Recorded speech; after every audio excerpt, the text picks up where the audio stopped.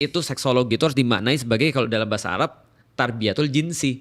Tarbiyatul jinsiyah itu adalah pendidikan kelaki-lakian dan pendidikan keperempuanan. Oh, Iya. apa Tarbiyah Tarbiyatul itu jinsi. artinya pendidikan, jinsiyah itu artinya jenis kelamin, gender. paling detail tuh di mana sih, di Quran apa di Semua hadis. hadis ya? Hadis kebanyakan ada, ya? Quran ada. Kalau yang benar-benar eksplisit di Quran tentang topik ini tuh nge-cover apa?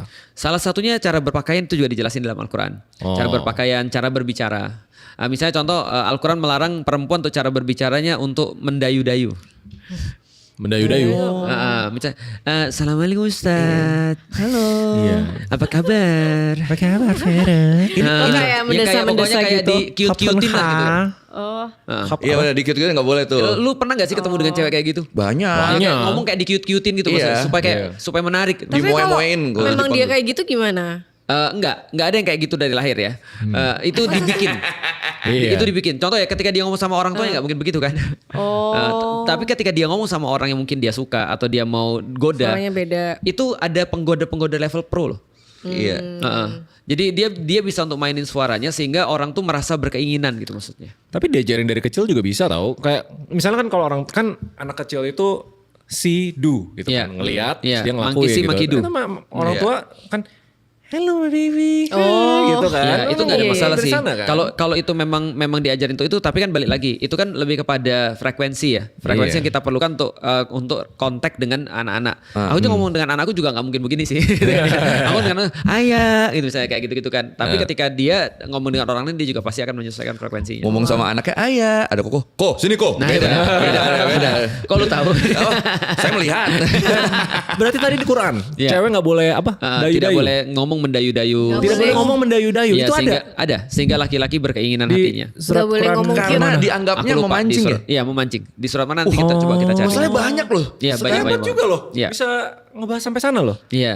Itu makanya artinya itu kan salah satu tarbiyatul jinsi. Ada lagi misalnya kayak bagaimana hubungan antara laki-laki dan wanita misalnya diatur misalnya di dalam Al-Qur'an ataupun hadis. Nah, itu semua tarbiyatul jinsi sih sebenarnya. Termasuk juga cara untuk berhubungan dengan perempuan dalam level seksologi yang dipahami oleh orang Indonesia. Tutorial itu juga diajarin. Iya. Ya. Tapi cuma sepenggal kan kalau di Quran kan. Di Quran diatur semacam kayak apa ya? Semacam kayak Banyak kan di hadis kan yang gambaran pas besar. sahabat Iya, banyak betul. nanya ke istrinya, ke Iya, temennya, betul. Yang itu kita bahas tuh. Nabi gitu. Istri kalau Rasulullah gimana sih Iya. kalau gini? Iya. Kayak kemarin ya yang lu tanya yang belum dijawab ketika kita sama dokter Boyke. Apa? Posisi apa yang diridhoi oleh Allah kan gitu kan Iya. ya. Nah itu diatur di dalam hadis. Jadi pernah ada satu waktu kalau aku nggak salah kutip ya kira-kira begini bunyinya. Ada yang nanya sama Rasulullah tentang seperti apa. Kalau nggak Rasulullah ada orang nanya kepada ulama, bukan hadis ding. Ada orang nanya pada ulama tentang bagaimana pertengkaran antara dia dan istrinya.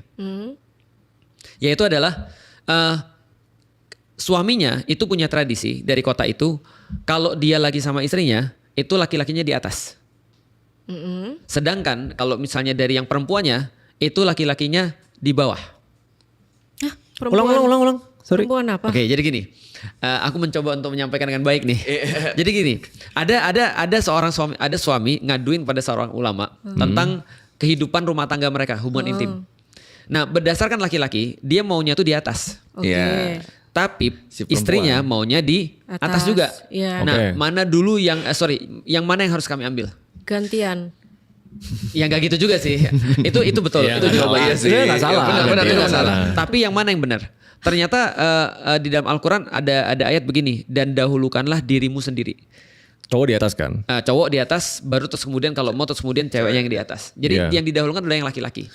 Soalnya kalau diambil dari konsep biologisnya ya kan membuahi itu lebih gampang kalau Di atas. cowok Di di atas, atas iya. gitu Nah, kan. itu yang kita bahas Iya, kan. benar. Tapi ternyata ada banyak hal yang lain sebenarnya. Karena bisa berkaitan dengan misalnya kayak dari segi kepuasan misalnya. Perempuan kan lebih lama ya untuk Iya. terus memerlukan waktu ketimbangan Benar. daripada laki-laki Laki-laki. kan. Nah makanya yang didahulukan adalah laki-lakinya dulu sebenarnya. Supaya perempuannya bisa untuk naik gitu maksudnya. Oh. Nah itu salah satu pembahasannya. Tapi maksudnya Islam mengatur sampai di titik itu.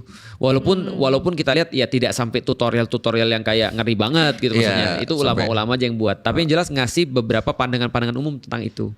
Jadi cuma diatur atas bawah doang.